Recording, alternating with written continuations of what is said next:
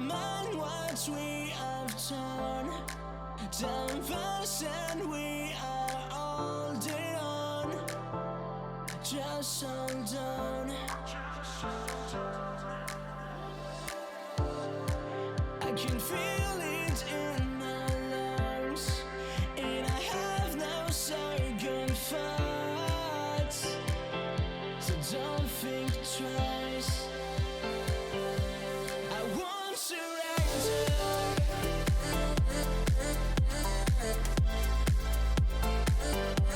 I won't surrender.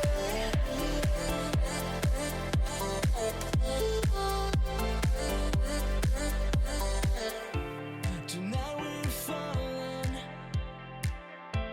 Tonight we're falling in love.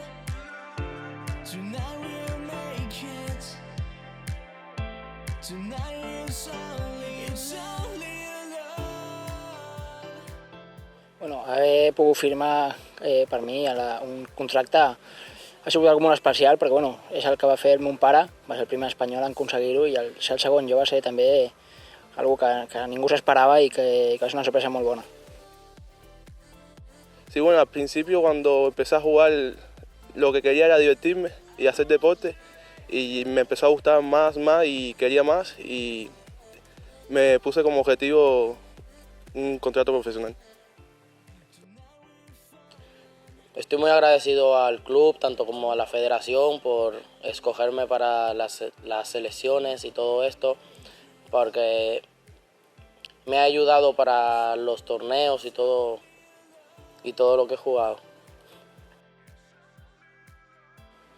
Siempre agradezco a mis padres, a mi hermano, a la selección catalana, a la española, al Club Evo Viladecans por siempre apoyarme y siempre lo voy a tener en mi corazón.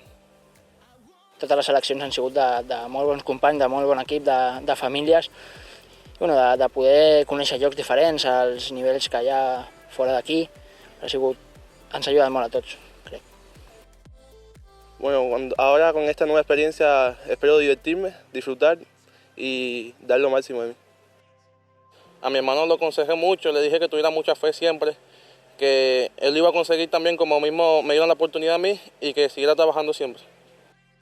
Pues los jugadores que quieren llegar también les diría que entrenen duro sin mirar atrás, sin pensar en nada más, solo entrenar, entrenar y entrenar.